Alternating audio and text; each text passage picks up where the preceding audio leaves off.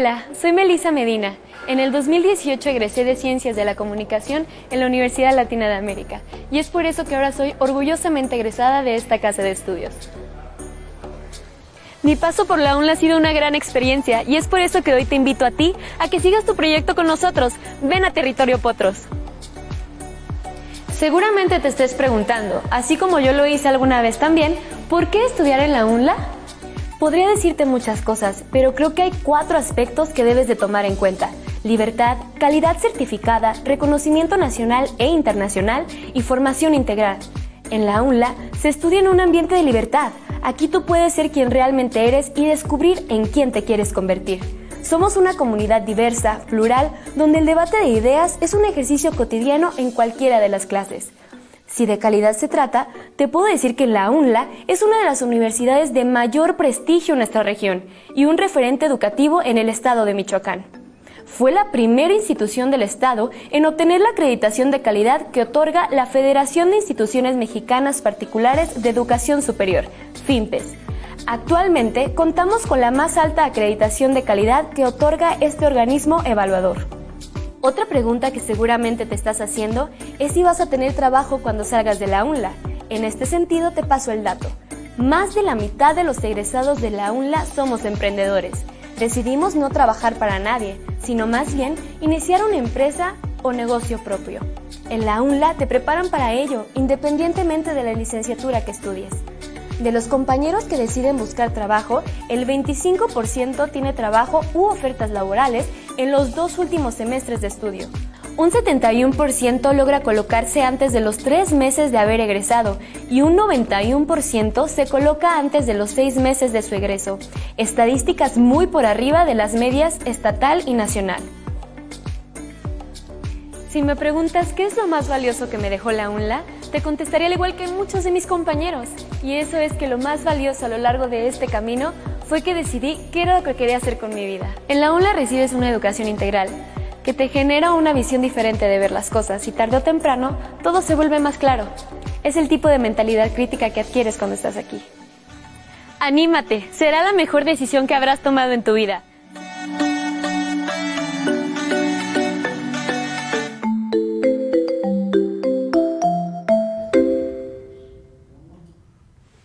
Hola, ¿cómo están? Muy buenas tardes. Esperando que se encuentren muy bien de salud en el contexto de esta situación que estamos viviendo la humanidad por esta enfermedad COVID-19.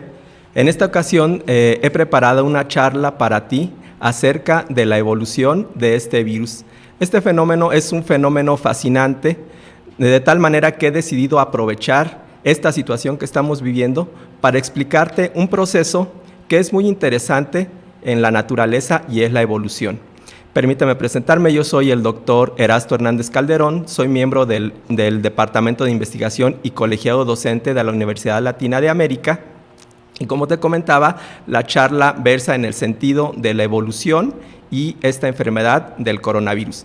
También si en algún momento ustedes tienen preguntas, comentarios, lo pueden hacer a través de la página de Facebook y al final de esta plática pues podré resolver esas dudas para ustedes.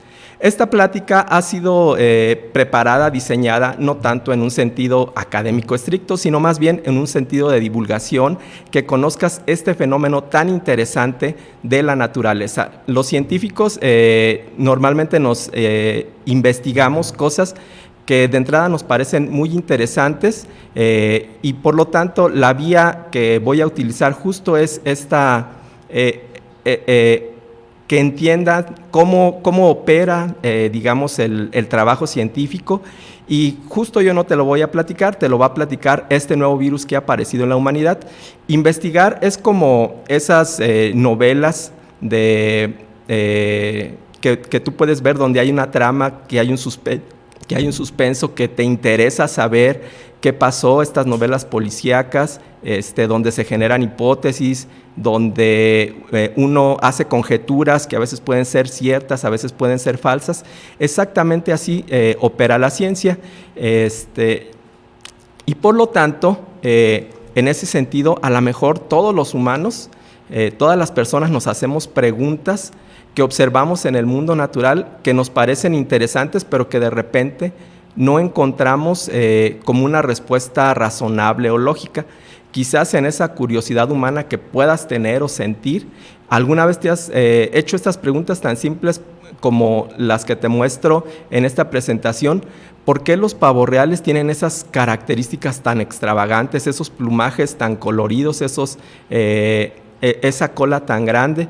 Quizás también alguna vez, en esa curiosidad que todos los humanos tenemos, te hayas preguntado por qué las ballenas, si son organismos que viven en el agua, tienen pulmones, si sabemos que los peces respiran a través de las branquias. Y en ese mismo sentido, a lo mejor alguna vez te has preguntado por qué algún parásito ataca solo a una especie, por qué tenemos parásitos solo de hombres, o por qué algunos parásitos atacan muchísimas especies y cómo se transmiten. Y bueno, si te has hecho esas preguntas, seguramente también te has planteado la siguiente situación. Seguramente si tienes alguna mascota en tu hogar o has tenido, pues sabes que también se vacunan. Y por ejemplo, aquí te presento un perrito, una enfermedad muy conocida es el parvovirus. Seguramente si tienes algún perro lo has vacunado. Bueno, ¿por qué si este animalito se enferma de parvovirus, por qué no otras especies o por qué los humanos no nos contagiamos de ese parvovirus? ¿Y por qué si nos contagiamos de ciertos virus que son únicos de los humanos? ¿O por qué si hay virus que se pueden transmitir de humanos a animales o de animales a humanos? Entonces, todas estas preguntas tienen una respuesta básica y única, y esta respuesta es justo la evolución. Y entonces aquí cabría preguntarnos, ¿qué significa la palabra evolución? Pues evolución como término viene de la palabra latín evolvere, que significa desdoblarse, desplegarse, desenrollarse, para revelar potencialidades ocultas, es decir, que hay algo en las cosas que no se ve a simple vista, pero que una vez que sucede algo, puede revelar ese potencial oculto que tiene. La evolución en términos coloquiales, el término que utilizamos todas las personas, significa simplemente cambio. Y en ese sentido la evolución o el cambio puede ser o positivo o negativo o afectar, pero con que haya un cambio estamos hablando de evolución. Cambian los individuos, cambian las organizaciones, cambian las escuelas, hasta objetos como las estrellas tienen evolución, es decir, tienen un cambio. Pero en el sentido, digamos, estrictamente biológico, estas dos definiciones no aplican a lo que sucede estrictamente en la naturaleza, y por lo tanto tenemos una definición un tanto más específica para el cambio en las poblaciones de organismos, y este concepto es la evolución biológica. El concepto como tal dice que son cambios en las propiedades de organismos en las poblaciones sobre el curso de las generaciones, es decir, conforme se van reproduciendo los organismos y va habiendo más y más generaciones, suceden cambios en esas poblaciones. Aquí hay que aclarar que los individuos como tales no evolucionan, sino lo que sucede es que los descendientes sufren modificaciones, de tal manera que las poblaciones nuevas derivan de una población ancestral común, y en estas nuevas poblaciones hay cambios. Ese sería el concepto de evolución biológica. Quizás a lo mejor en este momento pudiera no significar nada para ti o pudieras no entenderlo, pero conforme avance la plática te voy a explicar un poco más y vas a ver cómo este concepto es muy fácil de entender. Seguramente también has oído hablar, o en la prepa o en la universidad, o si estudias alguna carrera relacionada con las ciencias biológicas, de este libro publicado en noviembre de 1859 por Charles Darwin, que se llama El origen de las especies. El título completo de esta obra se llama Sobre el origen de las especies por medio de selección natural o la preservación de las razas favorecidas en la lucha por la vida.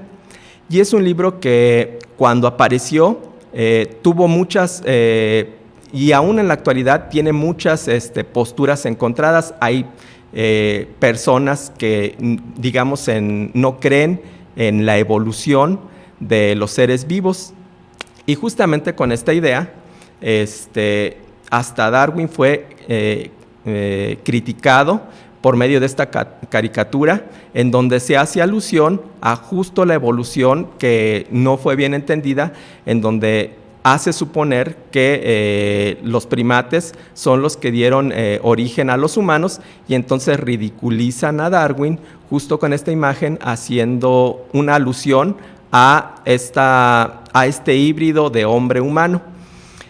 Hay una teoría o una postura que está en contrapunto con la evolución, que es esta teoría fijista, que establece que las especies son fijas e inmutables. Aquí quiero decirte que no voy a hacer ninguna disertación en el sentido filosófico o vengo a proponer algo que atente contra las ideas. Yo personalmente creo en un ser superior, en Dios. Sin embargo, también soy un científico que se ha formado en un laboratorio de microbiología, principalmente estudiando bacterias, y en un laboratorio de evolución. Y entonces mi idea más bien es que comprendas cómo opera este mecanismo de evolución. Entonces, bajo esta idea de la teoría fijista, se dice que todos los organismos en la Tierra han permanecido sin cambios, es decir, sin evolución desde la creación. Dios creó todo lo que existe en la naturaleza, los tigres siempre han sido tigres, las jirafas siempre han sido jirafas, y jamás han cambiado o evolucionado. Pero si nosotros, asumimos esta postura fijista, entonces cabría la sana duda de preguntarnos por qué aparece una nueva enfermedad. ¿Por qué, si todo permanece fijo e inmutable, sin cambio, entonces deberíamos tener siempre las mismas enfermedades? Como ustedes saben, la enfermedad de COVID-19 es una enfermedad respiratoria causada por un virus denominado SARS-CoV-2, en alusión a la enfermedad que provoca, que es el síndrome respiratorio agudo severo, ocasionado por un coronavirus 2, porque ya existía previamente un coronavirus 1, que había causado un padecimiento similar, y este virus pertenece a la familia de los beta coronavirus. Los primeros pacientes fueron identificados en el poblado de Wuhan, en China, en diciembre de 2019. Entonces, ¿por qué, si no existe la evolución, por qué aparecería una nueva enfermedad? Esa es la pregunta que quizás nos deberíamos estar haciendo en este momento si soportáramos esta teoría fijista. Pero aquí hay que hacer un alto y explicar algunas cuestiones que, también podrían estar en contrapunto con la idea de la evolución de Darwin. Aquí te presento dos microorganismos. Los virus, de este lado de la pantalla, que parece como una bolita con un montón de espigas, que justamente así se llaman esas proteínas que tiene en su envoltura, proteínas spike o espiga. Son algunos, causan enfermedades, y del otro lado una bacteria. Ambos son microorganismos. Igual no todas las bacterias causan enfermedades, pero tienen en común que causan enfermedades en los hombres y en animales y en plantas. Y ambos tienen material genético, que es el ADN o el ARN. Sin embargo, hay una diferencia fundamental en estos dos organismos. En principio, los virus son parásitos obligados. Necesitan forzosamente entrar a una célula para poderse reproducir, mientras que las bacterias son organismos completos. Es decir, es una célula que tiene toda una maquinaria para sintetizar sus propias proteínas, todo lo que necesita para sobrevivir, y el virus no. El virus, si no entra a una célula a infectarla, no puede reproducirse. Entonces, los virus como tales no se consideran organismos completos o no se consideran organismos vivos. Y en ese sentido, no podemos hablar estrictamente de evolución biológica como lo plantea Darwin, debido a que los virus no son organismos vivos, pero sí podemos hablar de una evolución genética o una evolución molecular, Y esta evolución genética es la base de la evolución biológica, es decir, toda evolución biológica en cualquier organismo vivo procede por cambios en los genes, al igual que cómo procede los cambios en los virus. La que sigue, por favor. ¿Y esto por qué es importante?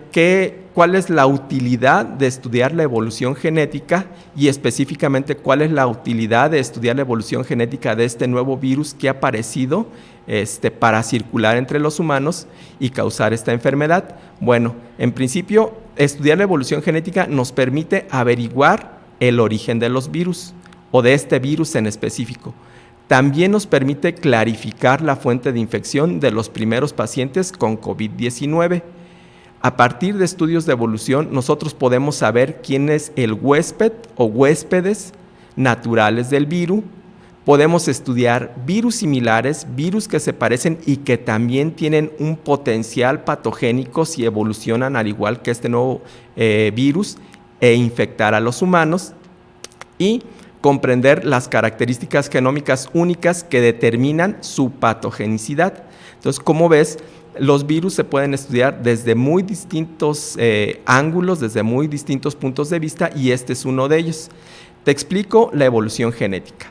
Todos los organismos, incluyendo virus, pero humanos, plantas, todo lo que tú puedas considerar como un ser vivo, tiene una información genética que determina sus características. Esto es fácilmente visible. Tú puedes ir a una boda y aún sin saberlo, identificar fácilmente quiénes son los papás o los familiares del novio y quiénes son los papás y los familiares de la novia por su simple parecido, que quiere decir que comparten información genética parecida. Entonces, esta información genética está contenida en esta molécula que tiene esta forma de escalera en hélice, esta doble hélice que se llama ADN o ácido desoxirribonucleico. Bueno, pues esta información genética no es más que un instructivo, así como te lo presento ahí, cómo armar un carrito. Acá ese instructivo nos dice qué características va a tener un humano, qué características va a tener una planta, qué características va a tener un microorganismo y qué características va a tener un virus. Aquí en la parte de abajo, esta bolita con un montón de clavitos es el coronavirus. Entonces, toda esa información genética está contenida en el ADN. Te explico un poco más. Aquí tenemos una ilustración de la molécula del ADN. Pero esta molécula tiene estos peldaños que son los bloques de construcción. Si te fijas, siempre está unida aquí en esta molécula que no está, digamos, moviéndose. Siempre está unida una A y una T, o una G y una C. Estas dos letras representan moléculas químicas. Pero voy a utilizar un ejemplo mucho más fácil de entender, en vez de utilizar esta química que a muchos les parece complicada. Como son los bloques de construcción de esta molécula, pues justo agarré unos bloquecitos de mi niña para ilustrarte que el bloque azul, verde, es el bloque de esta molécula que se llama adenina, el bloque rojo es la timina, el bloque amarillo es la guanina y el bloque azul es la citosina. Existe una regla básica y fundamental en la construcción de esta molécula. La adenina siempre va unida a la timina, así como te presento acá en la construcción de los bloques, y puede ser adenina-timina o timina-adenina, y la guanina siempre va unida a la citosina. Entonces, si te fijas, con estos 4 bloquecitos puedes generar un sinnúmero de combinaciones que determinan las características genéticas de un individuo. Entonces, es razonable pensar que si tú cambias uno de esos bloquecitos, entonces la característica que vas a ver en el individuo va a cambiar. Entonces, haciendo este juego, aquí te presento ya cómo sería la construcción de 2 bloques. Fíjate, en el lado de la izquierda, si te fijas, está citosina-guanina con esta misma regla que aprendimos. Siempre la citosina va unida con la guanina y la adenina con la timina. En el lado de la izquierda tenemos ya lo que sería la secuencia de un segmento de ADN y en el lado de la derecha está exactamente el mismo bloque, solo que en un par de bases cambiamos las letras. Eso es lo que significa mutación. Y cuando sucede esa mutación hay cambios en las moléculas que ocasionan cambios en los organismos. Y estos cambios son la base de la evolución genética, es decir, si cambia el ADN, cambia la característica del organismo y por lo tanto está evolucionando. En términos, digamos, simplistas, porque es un poco más complicado, básicamente toda la información que está contenida en el ADN está dictando estas instrucciones, así como el instructivo que veríamos, pero para construir una proteína. Tú puedes visualizar básicamente las proteínas como este color de ojos, por ejemplo. Entonces, si el gen tiene ciertas características, la proteína va a tener ciertas características y podemos ver aquí toda la gama de coloraciones o una parte de la gama de coloraciones de el ojo humano. En ese mismo sentido, la información que está almacenada en una molécula informativa, en la izquierda está el DNA, hay una molécula intermedia que es una copia del DNA, que es el RNA, del cual está construido el coronavirus, y eso determina toda la estructura de este nuevo microorganismo. La que sigue, por favor. Ahora te voy a hacer este ejemplo, quizás para que entiendas un poco más cómo es que nosotros podemos rastrear los cambios en los individuos, y no voy a usar un ejemplo bioquímico, molecular en ese sentido. Utilizaré esta oración en español tan simple que es hola, ¿cómo estás? Si nosotros vemos cómo se dice esto en otros idiomas, podemos saber que existe una gran similitud. Aquí lo tenemos en catalán. A lo mejor no sabemos catalán, pero seguramente si leemos esta oración en catalán, vamos a entender su traducción. Si la leemos en portugués, igual, sin siquiera saber portugués, si la leemos en italiano, también la vamos a saber. Y si la leemos en latín, a lo mejor no es tan parecida, pero vemos ahí alguna similitud con la oración hola, ¿cómo estás? Si nosotros la leemos en inglés, rápidamente nos salta que ahí hay algo que no se parece nada. Y acá, hasta la derecha, puse la oración en ucraniano utilizando el traductor de Google. No sé si está bien o está mal, pero definitivamente ahí si nos ponen esa oración así como está planteada, pues ni siquiera entenderemos nada. Entonces, así es como nosotros podemos saber cómo un organismo está evolucionando. Ahora, esto no es, digamos, así tan simple. Todo esto es muy dinámico. En el español,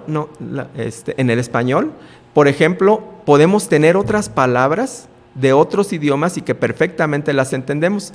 Por ejemplo, vemos agave, que es una palabra de origen griega, e inmediatamente a lo mejor pensamos en un mezcal o en un tequila y la entendemos. Si vemos la palabra almohada, es una palabra de origen árabe y inmediatamente reconocemos su significado, o molcajete, que es una palabra náhuatl. Esto me sirve para ilustrarte lo siguiente, que este idioma o cualquier idioma también evoluciona, es decir, que adquiere características de otras lenguas, de otros idiomas, y se va enriqueciendo. En ese sentido, los organismos biológicos también adquieren otras características. Si recuerdas, entonces habíamos visto que la base genética de los organismos es esta secuencia de estas letritas que nosotros le denominamos adenina, guanina, citosina, y que estas constituyen un lenguaje para construir una proteína. Entonces, si nosotros conocemos esas letras y vemos algún cambio en estas letras, los científicos lo que hacemos es hacer un alineamiento de esta secuencia de letras, y entonces con eso empezamos a descubrir cuáles cambios se están originando en el material genético que pueden significar cambios visibles en los organismos, como el color de ojos, o que un organismo se vuelva patógeno, o que un organismo pierda esa patogenicidad. Entonces, esas letras son muy importantes y la secuencia del ADN o del ARN nos determina estos procesos de evolución al ver esos cambios en esas secuencias de estos compuestos químicos. Con eso, acá en la parte de abajo, nada más para recordar, lo que hacen los científicos es este alineamiento. Con eso construimos estos que nosotros le llamamos árboles filogenéticos y nos permiten agrupar qué conjuntos de secuencias de ácidos nucleicos se parecen entre sí o difieren de otras secuencias. Bueno, con este análisis tan simple, nosotros podemos estudiar la evolución de los organismos. Y aquí te presento uno de los primeros resultados que ya se tenían. El coronavirus aproximadamente se empezó a estudiar desde 1970 y algo que se veía es que existían coronavirus principalmente en murciélagos, en pangolines, en civetas o en camellos que eran muy parecidos o que son muy parecidos al coronavirus, no al que estamos viendo ahorita, sino a un primo cercano de él, que es el que causa el SARS-1, que se parecen muchísimo. Entonces, quiere decir que en estos organismos albergan estos virus que potencialmente pueden evolucionar y pasar al humano. Y ya desde que se publicaron estos trabajos, se postulaba la ecología de los coronavirus, de todos los coronavirus que habían sido estudiados. Es decir, esta enfermedad por coronavirus no es, digamos, nueva. Ya el humano presentaba este padecimiento por otros coronavirus muy similares al que estamos viviendo en la actualidad. Y lo que se encontraba es que muy probablemente los murciélagos podrían pasarlo a los humanos y a otras especies domésticas o silvestres. En ese mismo sentido, algunas otras evidencias habían encontrado coronavirus nuevamente muy parecidos al humano en murciélagos y en aves. Y de la misma manera se planteaba su posible evolución y su potencial transmisión de estos animales silvestres o domesticados hacia el hombre o viceversa. Y con estos estudios, pues obviamente en la actualidad han sido retomados. Por ejemplo, en del 2020, que investiga el origen y evolución de este nuevo coronavirus, encontramos justamente lo mismo. Ahora, la ciencia, con el avance, nos permite ya no secuenciar como antes segmentos del ADN o del ARN de los organismos, sino secuenciar completamente su genoma y compararlo.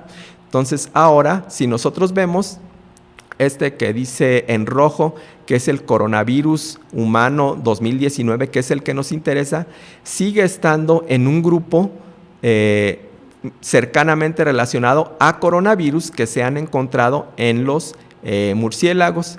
Igual el coronavirus 1, que está en la parte superior, también señalado de rojo, también se encuentra cierta similitud con coronavirus encontrados en murciélago. De esta manera se logra determinar que el murciélago es el hospedero natural probablemente de este nuevo coronavirus, que pueden existir algunas especies intermedias que albergan este nuevo coronavirus y que estas especies pueden potencialmente habérselo transmitido al humano. Los siguientes datos que te voy a presentar también están publicados en esta revista Nature Medicine, y hablan acerca de los orígenes de este nuevo coronavirus. Lo primero que nosotros pensamos es que el coronavirus puede ser producto de una manipulación genética de laboratorio. Muchas personas piensan eso. Y déjame decirte que en teoría, o sea, técnicamente sí se puede manipular un virus, sí se puede articular, sí se puede hacer, digamos, un virus un tanto al antojo. Sin embargo, cuando se comparan las secuencias, estas letritas que yo te decía, de este nuevo coronavirus, no se encuentran similitudes con esqueletos de virus que se utilizan en sistemas de genética inversa, es decir, los científicos utilizan virus para investigar un montón de procesos y tú vas a una compañía que te los vende y los puedes adquirir si tienes un laboratorio con ciertas características de bioseguridad, manipularlos, hacer investigaciones con estas, pero hasta la fecha esto ya está descartado porque las secuencias de los virus conocidos no se parecen a este nuevo coronavirus. La otra posibilidad es que exista una selección natural en un animal hospedero antes de una transferencia a los hombres. Y lo que se ha encontrado, como te decía al principio, que este murciélago, Rhinolophus affinis, los coronavirus que se encuentran en este murciélago se parecen en 96%, tienen una identidad del 96% con este SARS-CoV-2, que es el coronavirus que nos está causando esta pandemia.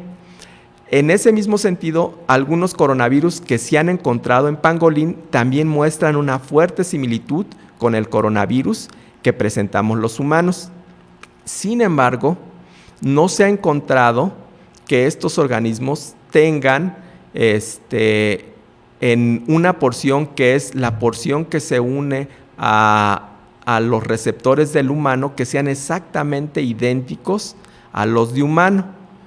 Por lo tanto, se plantea que estos coronavirus que se han encontrado ahí hayan evolucionado por cambios, por mutaciones o recombinaciones hasta encontrar la llave para accesar a los organismos, a los humanos. Otra posibilidad que se plantea es que exista una selección natural en humanos y que después haya habido una transferencia zoonótica. Si ustedes recuerdan, el concepto de evolución es que partimos de una población ancestral de donde se generan nuevas generaciones diferentes a la original. Aquí, como te lo señalo en la parte inferior, izquierda o derecha de tu pantalla, dice ancestro humanos pangolín. Nosotros lo que vemos es que el coronavirus de los humanos se parece mucho al del pangolín y esto puede ser debido a que comparten un ancestro común, y aquí viene nuevamente otro concepto que está incluido en la teoría de la evolución, que es la divergencia. Es decir, un organismo, un microorganismo puede divergir, puede separarse en ciertas características y especiarse o especificarse para humanos, en este caso, o para el pangolín. Entonces, bajo esta teoría se plantea que un ancestro del SARS-CoV-2 saltó a los humanos, estuvo permaneciendo en la población a un nivel indetectable y con unas características poco patogénicas, de tal manera que los síntomas eran desapercibidos, no se podía detectar, pero hubo un proceso de adaptación después de eso que originó que este virus cambiara y se adaptara a vivir y a parasitar y a hacer eficientemente copias dentro del organismo. Entonces aquí estamos viendo otra de las fuerzas de la evolución, que es la adaptación. Y obviamente, ¿qué consecuencias tienen estos cambios evolutivos de los virus en la salud? Bueno, pues hay que recordar que los virus básicamente son de dos tipos, o son de ADN o son de ARN. En el caso específico del coronavirus 2, del SARS-CoV-2, es un retrovirus, quiere decir que es un virus de ARN, y hay virus de ADN. Básicamente un virus, si ustedes lo desarman, lo abren, lo que van a encontrar adentro es su información genética, y esa información genética, la única instrucción que da es cómo construir nuevos virus. Todo lo que está afuera, con estas formas geométricas tan impresionantes en los virus, son las proteínas que se sintetizan a partir de la información contenida en sus ácidos nucleicos. Entonces, tenemos estos dos tipos de virus. El ADN sería como la información contenida en un libro, el ARN sería como una fotocopia de esa información, y entender esa instrucción sería la formación o el ensamblaje de este virus. Bueno, si te fijas, ahí tienen unas espiculitas, unas como clavitos invertidos que se llaman proteínas S, esas se ajustan a un receptor que tenemos los humanos. Entonces, se supone que se cambió la información genética, estas espículas adquirieron ciertas características de ajuste, es decir, son como la llave para entrar al organismo humano, y ahí procedió este fenómeno evolutivo.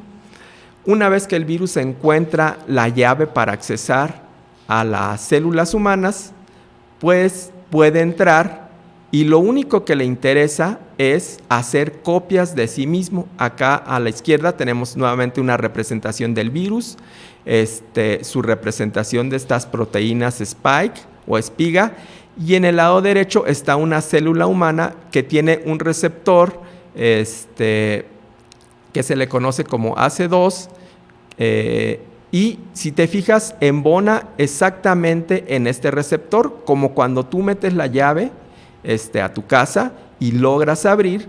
Exactamente esta proteína spike embona en este receptor, y una vez que embona puede ingresar a la célula, y adentro va a tomar el control genético de la célula para generar un montón de copias. Una vez que genera estas copias, pues vamos a tener partículas de nuevos virus que específicamente se llaman viriones, que van a viajar a otras partes del organismo a infectar otras células, o que las vamos a liberar por medio de la tos, el estornudo, al hablar, y infectar a otras personas. Pero aquí hay que entender un fenómeno fascinante y emocionante. Quizás nosotros entendamos la noción de individuo como un ser único, individual, separado de otros organismos, pero en realidad nosotros somos algo que conocemos como holobionte, que significa holo todos, bios vida.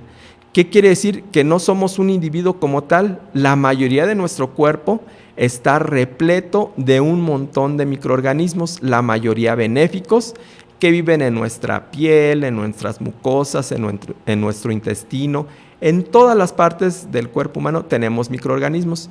¿Por qué no nos afectan? Porque hemos evolucionado a la par de esos organismos, nos reconocemos, somos amigos, tenemos el mecanismo inmunitario para que estos microorganismos no se conviertan en patógenos, siempre y cuando nuestro sistema inmunitario esté bien. Obviamente, por ejemplo, una persona con VIH, estos organismos que viven naturalmente y que no nos hacen daño, al bajar las defensas, pues se vuelven agresivos.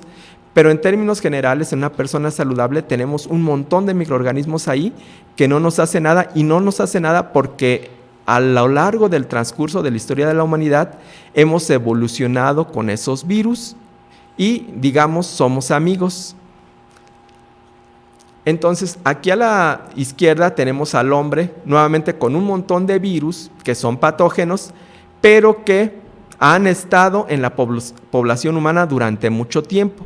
Y por lo tanto, el cuerpo se ha adaptado o ha elaborado mecanismos para contrarrestar que estos virus nos hagan daño. Pero en el caso de que de repente, como acá lo señalo, a la derecha está un murciélaguito, sucede un nuevo virus que es capaz de encontrar la llave para entrar al organismo humano, no ha habido un proceso de coevolución con esos virus, es algo que de repente es nuevo, y entonces en ese momento el sistema inmunitario no puede, no reconoce, no sabe cómo actuar, o no tiene la capacidad para responder a ese nuevo virus, o exagera la respuesta tanto que logra hasta matar a sus propias células. Entonces suceden todos los fenómenos que estamos viviendo en la actualidad. Si ustedes recuerdan, los síntomas comunes de esta nueva enfermedad suceden después de 2 a 14 días de estar expuestos al virus. Se presenta fiebre, tos seca, malestar general, congestión nasal, secreción nasal, dolor de garganta, dificultad respiratoria, cefalea, anorexia y diarrea.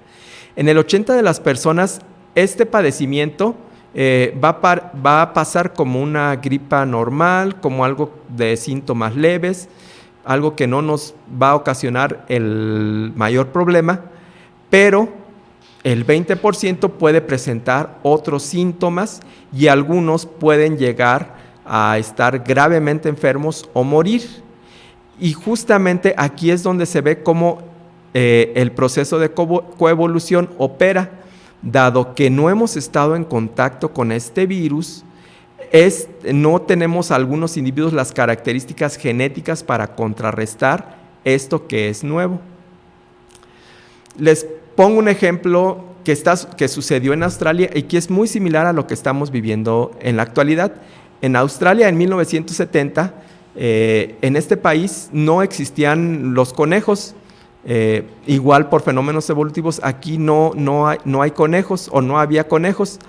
Y a alguien se le ocurrió importar 6 conejos, machos y hembras, con el fin de divertirse en la cacería. Pues resultaron 2 cosas. En principio, al no tener enemigos naturales, hubo una reproducción, ustedes saben la capacidad reproductiva de los conejos, hubo una reproducción masiva en Australia. Había conejos por todo el mundo, por toda Australia. Se convirtieron en una plaga difícil de atacar. ¿Cuál fue la solución? Enfermarlos con un virus que ocasiona la mixomatosis.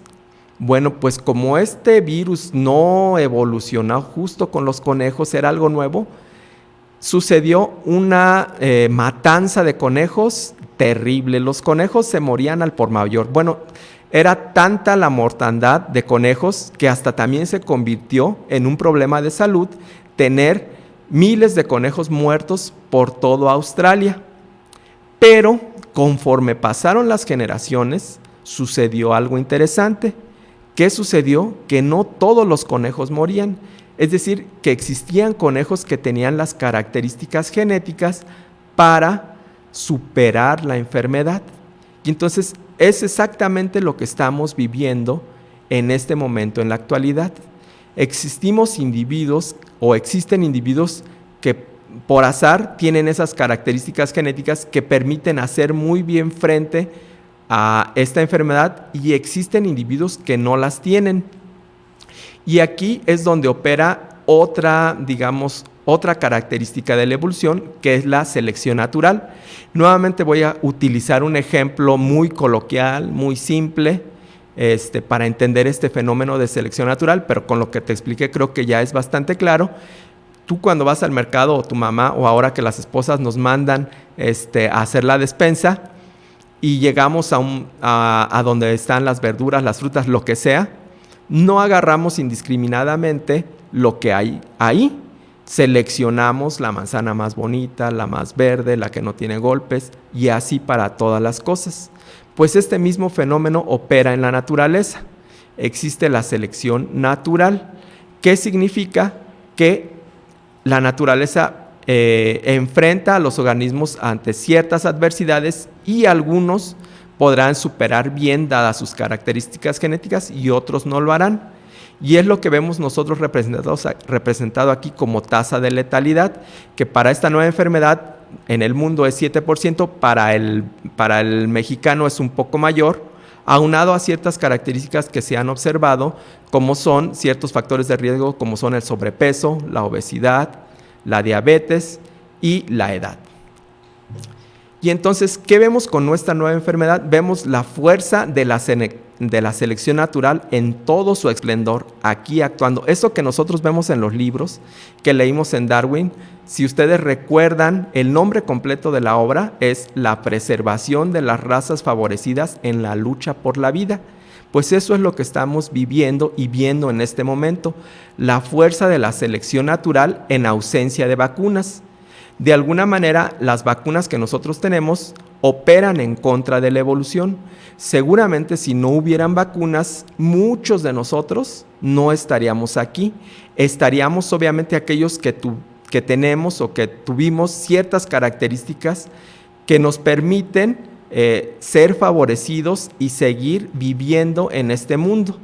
Entonces, en ausencia de estas vacunas, aquí vemos esta fuerza evolutiva que es la selección natural. Y bueno, aquí es también otro golpe duro contra aquellas personas que piensan que las vacunas no son importantes, porque lo estamos viviendo. ¿Qué aprendemos de todo esto, de todo este panorama que hemos visto?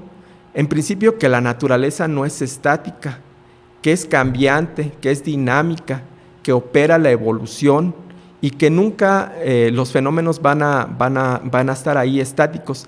De hecho, no podemos esperar que una vez superada esta pandemia no volvamos a tener episodios de otras nuevas pandemias. Es algo que se espera. ¿Cuándo va a suceder? No sabemos, pero ocasionalmente se presentarán estos eventos debidos a diferentes microorganismos patógenos. Y también algo que nos deja este fenómeno es que es importante poner atención a estas actividades de cacería de animales silvestres y de consumo de animales silvestres, porque ahí existen reservorios, pueden ser reservorios naturales de un montón de microorganismos, de un montón de virus que potencialmente pueden evolucionar y convertirse en patógenos de humano. Entonces, de alguna manera, esta enfermedad nos está poniendo enfrente muchas de las actividades que los hombres hemos realizado de manera cotidiana y a veces sin cuestionarnos si es, digamos, lo más acertado, lo más debido.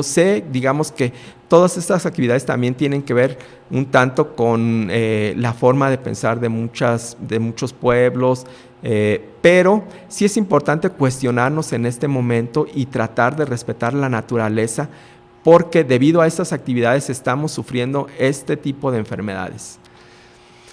Entonces, aunado a esta nueva enfermedad, Víctor Toledo señala que la salud ambiental está ligada necesariamente con la salud humana. Si nosotros nos ponemos a pensar, existimos en el mundo unos 7.700 millones de personas, y estas personas que vivimos en este mundo demandamos un montón de cosas, demandamos casa, demandamos educación, empleo, mantener, es decir, alimentar de manera adecuada a esta gran cantidad de personas exige una destrucción de la naturaleza importante. No es fácil producir alimento, aunque últimamente se habla de estos esquemas de producción orgánica, de agricultura urbana o de otras formas de producir. Somos tantos millones en el mundo que es difícil realmente producir la cantidad de alimento suficiente y necesariamente tenemos que recurrir a estos sistemas industrializados de producción de alimentos. Requerimos agua, requerimos esparcimiento, requerimos un espacio. Seguramente si fuéramos muchos menos humanos, sería mucho más fácil contener una enfermedad de este tipo en el mundo. Pero con tantos humanos es muy fácil que se pueda propagar y que podamos, lo estamos viviendo, no es ni siquiera algo que les tenga que platicar, lo estamos viviendo. Y aquí viene otro punto importante. Yo sé que no estoy planteando, digamos, la idea de ir en contra de la evolución natural, del progreso, de la tecnología, pero la manera que nosotros tenemos tan eficiente de viajar nos permite dispersar enfermedades rápidamente a nivel global. A lo largo de la historia de la humanidad pueden surgir muchas enfermedades y si, digamos, no tuviéramos las facilidades de movernos en un avión tan rápido como lo hacemos en este momento, una enfermedad de este tipo podría quedar recluida o desaparecer en el lugar que se originó sin mayor problema. Sin embargo, los sistemas tan eficientes de transporte que tenemos permite que en 2, 3 horas, 12 horas, una persona que está enferma en un lugar rápidamente se pueda transportar a otro y con eso propagar esta enfermedad. Y obviamente también nos tenemos que plantear que destruir a la naturaleza nos pone en contacto con animales que pueden ser hospederos intermedios o reservorios naturales de muchos virus, entre otros patógenos que ahí también podemos encontrar. Y finalmente, para cerrar esta plática, solo recordar las 5 cosas que ayudan a tener el coronavirus. 1, lavar las manos frecuentemente. Utilizar la parte interna del codo cuando tosas o estornudes. No tocarse la cara, mantener una distancia mayor de 1.5 metros con otras personas. ¿Te sientes enfermo? Permanece en casa. Por mi parte, es todo lo que les quiero compartir. Espero que les haya interesado esta plática, que se les haya hecho dinámica, que surjan más cuestionamientos acerca de todos estos fenómenos. Aquí tenemos una pregunta. Dice que actualmente hay personas que son asintomáticas de COVID-19. ¿Qué factores son los que engloban el virus para que una persona no presente los síntomas o que no se vea afectada por el virus?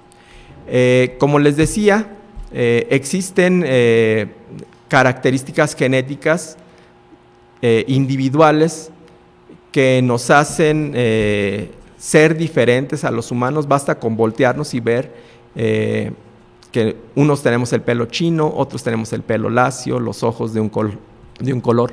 Pues toda esa variación genética hace que, por azar, algunas personas tengan características inmunitarias que los hagan resistentes a ciertas enfermedades. Esto es, digamos, muy común, lo podemos ver, por ejemplo, en la agricultura.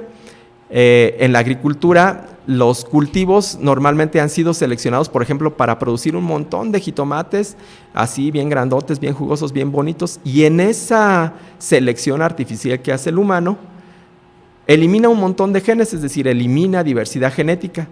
Si a esos cultivos agrícolas de repente llega una plaga o llega una enfermedad, todos se mueren, o la mayoría se muere, porque todos son copias idénticas o genéticas de un ancestro. En el caso de los humanos es igual. La diversidad genética de alguna manera nos protege y por azar algunos tendremos variantes genéticas resistentes a enfermedades y otros no los tendremos. Aquí hay otra pregunta que dice que hay que enfatizar la importancia de la vacunación. También hay una epidemia de sarampión y eso que ya hay vacuna. Obviamente, esto es muy importante. Hemos estado viviendo una idea de antivacunas, una idea que realmente deberíamos de pensar que necesitamos forzosamente las vacunas. Si no creemos en la vacuna, el ejemplo clásico es lo que estamos viviendo. En ausencia de vacunas, todos estamos temerosos de adquirir esta enfermedad.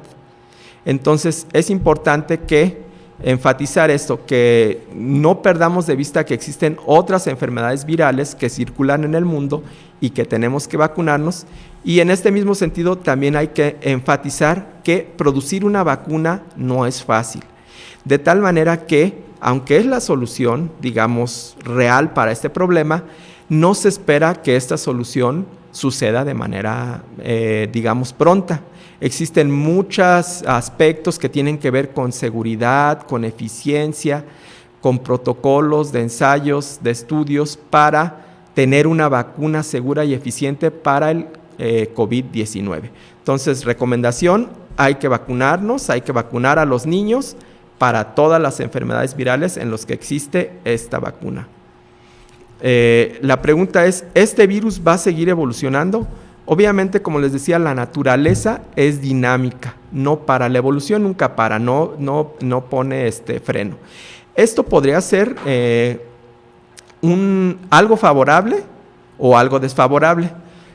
¿Favorable en qué sentido? Si tenemos virus, y esto ya se ha observado, virus con altas tasas de mutación, así como de repente encontraron la llave para infectarnos, al tener estas tasas tan altas de mutación, llegan a perder, digamos, esa combinación que los hace infectivos y después estar en estos reservorios naturales o en estos hospederos naturales. Eso podría ser una posibilidad. La otra posibilidad terrible es que evolucione a una forma más patogénica o que si de repente encontramos algún medicamento que es eficiente, en este proceso de evolución ya no exista ese fármaco, ya no actúe contra ese virus. Y esto es bien común. Por ejemplo, las personas que tienen VIH dicen, pues yo para qué me cuido si ya tengo VIH, si yo tengo relaciones o me infecto de otra persona que tiene VIH, ya no me va a pasar nada. Oh sorpresa, no, porque muchas personas que tienen esta enfermedad están tomando antivirales y esos antivirales ocasionan que el virus evolucione y sea resistente a estos fármacos. Entonces, si una persona que tiene VIH se infecta de una cepa con resistencia a antivirales, esa persona va a sufrir las consecuencias de tener una nueva cepa. Entonces, digamos, este virus definitivamente va a ir evolucionando. Y bueno, pues muchas gracias por tomar esta plática. Los invito a la siguiente plática presentada por la psicóloga familiar Tonantzin Estela Lázaro Cárdenas, que es cómo generar una dinámica familiar sana en situación de confinamiento. Los esperamos en esta UNLA Live Class a través de Facebook el próximo lunes 11 de mayo a las 4 de la tarde. Muchas gracias y saludos a todos.